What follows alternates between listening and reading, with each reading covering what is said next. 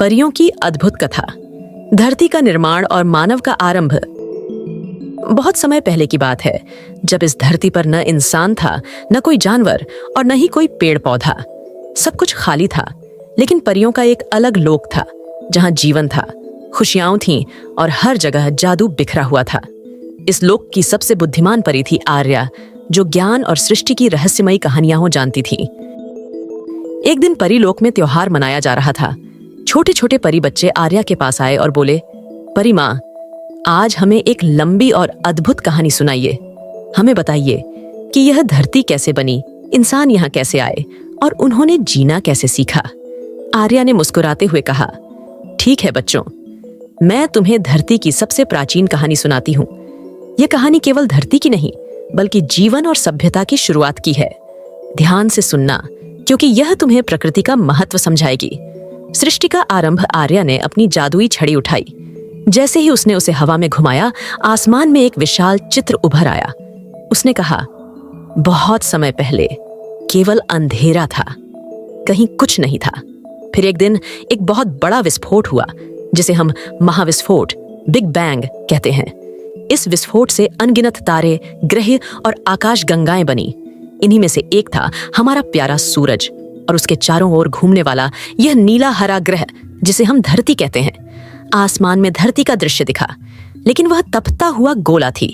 आर्या ने कहा, धरती की शुरुआत आग के गोले की तरह हुई। हर जगह लावा और धुआं था, लेकिन धीरे धीरे यह ठंडी होने लगी। समय बीता और यहाँ पहाड़, गहरी घाटियां, नदियां और समुद्र बने। धरती पर जीवन की शुरुआत आर्या ने अगला चित्र दिखाया। उसने कहा, धरती पर सबसे पहले पानी के भीतर छोटे छोटे जीव बने। ये इतने छोटे थे कि इन्हें देखना भी मुश्किल था, लेकिन धीरे धीरे ये जीव बड़े होते गए। कुछ जमीन पर आए और फिर समय के साथ पेड़ पौधे और बड़े जानवर भी धरती पर बसने लगे। यह सब प्रकृति का अद्भुत चमत्कार था। इंसान का आगमन। अब आर्या ने एक और जादू किया। आसमान में एक चित्र उभरा, जिसमें जंगलों में घूमता हुआ एक इंसान दिखा। उसने कहा, फिर धरती पर सबसे अनोखी चीज हुई। इंसान आया, लेकिन वह शुरुआत में बहुत कमजोर था। उसके पास जानवरों की तरह तेज पंजे या दांत नहीं थे। वह ठंड से कांपता था और जंगल में जंगली जानवरों से डरकर छिपता था। आग का आविष्कार आर्या ने चित्र को बदलते हुए दिखाया कि एक आदमी पत्थरों को रगड़ रहा है। उसने कहा, लेकिन इंसान के पास सोचने की ताकत थी। उसने देखा कि जब बिजली गिरती है तो आग बनती है। उसने कोशिश की और पत्थरों को रगड़कर आग बनाने का तरीका खोज लिया। यह इंसान का पहला बड़ा आविष्कार था। आग ने उसकी जिंदगी बदल दी। अब वह ठंड से बच सकता था, जंगली जानवरों को दूर भगा सकता था और खाना पकाकर खा सकता था। पानी और नदियों की खोज।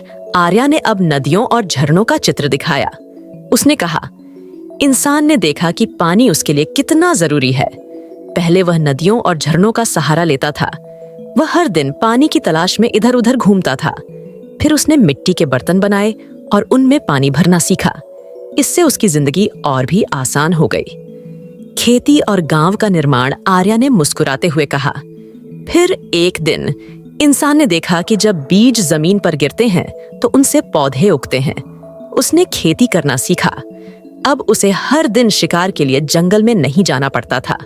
उसने खेतों में अनाज उगाना और जानवरों को पालतू बनाना शुरू किया। आर्या ने एक गांव का चित्र बनाया, जिसमें लोग मिट्टी के घरों में रहते थे। उसने कहा, धीरे धीरे इंसानों ने गांव बसाए। उन्होंने मिट्टी के घर बनाए। अब वे अकेले नहीं रहते थे। वे एक दूसरे के साथ रहकर चीजें सीखते और सिखाते थे। सभ्यता का विकास। आर्या ने कहा, जैसे जैसे समय बीतता गया, इंसान और भी चीजें सीखता गया। उसने पहिए का आविष्कार किया। उसने भाषा बनाई ताकि एक दूसरे से बात कर सके। उसने व्यापार करना सीखा और फिर उसने बड़े बड़े शहर बनाए। उसने मंदिर, किले और महल बनाए। आज जो दुनिया हम देखते हैं, वह इंसान की मेहनत का नतीजा है। परियों का योगदान। अब आर्या ने बच्चों को एक रहस्य बताया। उसने कहा, लेकिन बच्चों, इंसानों को यह सब कुछ अकेले नहीं मिला। परियां हमेशा उनकी मदद करती थीं। जब वे जंगल में रास्ता भूल जाते थे तो हमने उन्हें रास्ता दिखाया। जब उन्हें आग जलानी नहीं आती थी तो हमने उन्हें सिखाया। जब वे डरते थे तो हमने उन्हें हिम्मत दी। परियों ने हर कदम पर इंसानों का साथ दिया। धरती की रक्षा का संदेश आर्या ने अब गंभीर आवाज में कहा, लेकिन बच्चों, इंसान ने धरती से बहुत कुछ लिया। अब यह उसकी जिम्मेदारी है कि वह धरती को सुरक्षित रखे। अगर हम पेड़ों को काटेंगे, पानी को गंदा करेंगे और जानवरों को नुकसान पहुंचाएंगे तो हमारी धरती बीमार हो जाएगी। हमें धरती की रक्षा करनी होगी। पेड़ लगाओ, पानी बचाओ और हमेशा प्रकृति का सम्मान करो। कहानी का अंत। बच्चे यह सुनकर बहुत खुश हुए। उन्होंने वादा किया कि वे हमेशा धरती की रक्षा करेंगे। उन्होंने परियों का धन्यवाद किया और खेलते हुए जंगल में चले गए। आर्या ने आकाश की ओर देखा और मुस्कुराई। उसने सोचा, जब तक इंसान और प्रकृति एक दूसरे का ख्याल रखेंगे, तब तक यह धरती हमेशा सुंदर बनी रहेगी।